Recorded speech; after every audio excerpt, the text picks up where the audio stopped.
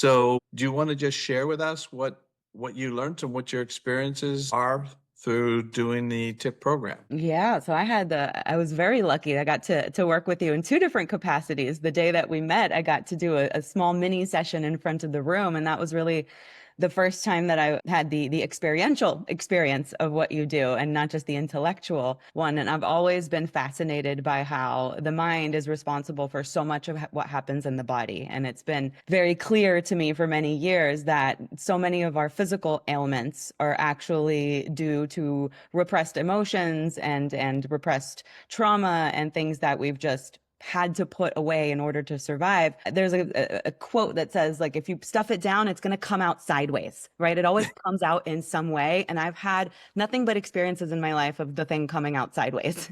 And Yeah. as it showed up in addiction issues, it showed up in relationship issues, it showed up in so many different ways. And so I've been on this journey of learning to listen to what the cues my body is giving me and then trying to search for what is the underlying reason why my body is giving me this cue to begin with. And so hearing you speak about the mind-body connection and all the research that you've done, I was like, oh, this is a new angle for me to approach this. And I found it so incredibly fascinating how simple, I don't want to say easy because it's taken you decades to develop your system, but the simplicity of it and how you walk us through an exercise that utilizes different parts of the brain and also sort of puts a pin on the thought and gives you something else to focus on that just wipes the slate clean. And I've done so much talk therapy when you sit in a chair and you talk in circles around your problems and you leave and nothing really changes. And here you've devised a way to get around the brain and get to the unconscious part of the brain instead of letting the conscious part just spin in circles. And it's just been remarkable to see how the work has helped others through the stories that you've shown and the case studies that you've shown, and then seeing really how it's shown up for me in the two little sessions that we've done. So I consider myself a high functioning person. Whatever issues I've had in my life, I've sort of, either stuffed them down or halfway dealt with them and just forged ahead. I'm a workaholic basically. And it became evident to me just in the last 10 years or so that my workaholicism is a coping strategy and is Yeah. actually not a healthy way of being. And it has served me well up until this point. But one of the things that I struggled with was the loss of my mother when I was 12 years old. She just died very suddenly. She was here one moment, gone the next. And between the moment she was here and the time she was gone, we actually got into a fight and I never got to clean that up before she passed. And so that had been looming over me my entire life. And you know how intellectually you know something? It's like, I know Yeah. she didn't die angry at me. I know that all of that is water under the bridge. And the psyche holds on to what the psyche holds on to. And you can't convince it otherwise.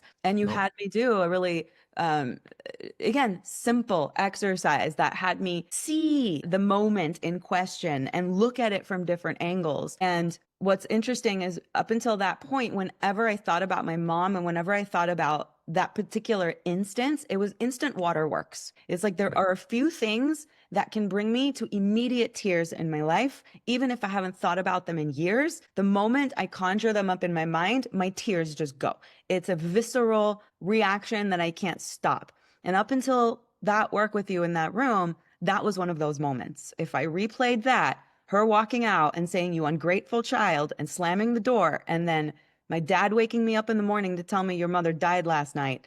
Like every time I replayed that, it was instant waterworks. And now, no, I can Right. tell the Amazing, story. right? I can be with the story. And like, sure, it's still sad, but it doesn't activate the same Activate. part of me that used to get activated. You're a good student. All the stuff you're talking about, you really paid attention. You really listened. Yeah, and I love this stuff. And for me, like I'm legitimately trying to heal certain things. So naturally I'm going to pay attention if I think you have a solution for me and a solution that's not going to take me a year, because there's things that can take a really long time and I'm an impatient person, probably another coping mechanism, and I want it now. So just observing, and then I get to ask myself, okay, what are the actual things that are on my emotional plate that are actually running the show in my life? And as we sort of worked through that one, I was like, you know what?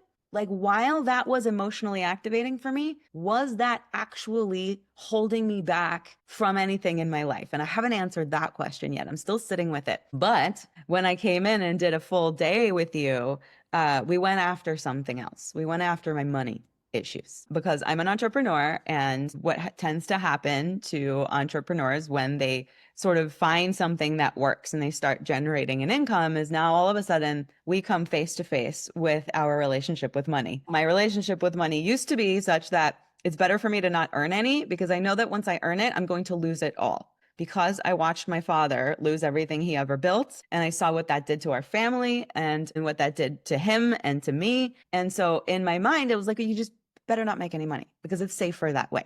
But when an entrepreneur like has that running the show, it's better to not make any money. That's going right up against the goal of creating revenue in your business. Yeah. So that was one way I was rubbing up against it. I somehow managed to break through a few years ago, it's dangerous to make money. I made the money, but then I was living with an underlying panic that it was all going to come crashing down constantly. Yep. And I saw that my setting goals and my setting milestones to reach in my business were not driven from a place of vision for what I want for my life.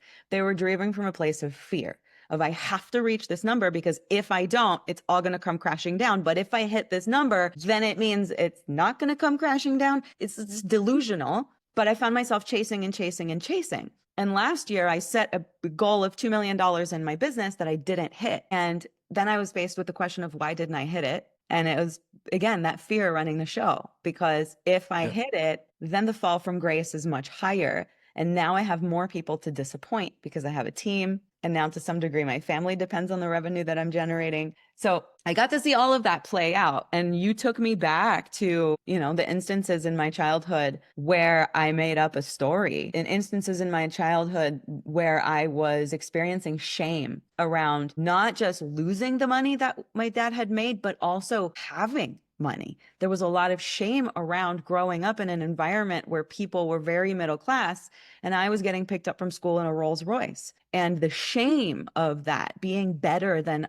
my classmates, that was never something that I wanted to be, but the classmates would be like, oh, you're trying to be better than us. Look at you walking into a Rolls Royce. So like I all stacked on stories and like shame around money. And the work that we did together was really powerful. I discovered a lot of my resentment was towards my father, who really just did the best he could, who was and is living with his own set of trauma around money and what was passed down to him from generations prior. And I was holding this anger towards him that was misdirected because he was just doing the best he could. And I get to be the end of that story, right? I can't hold that on him. It gets to be me who rewrites that.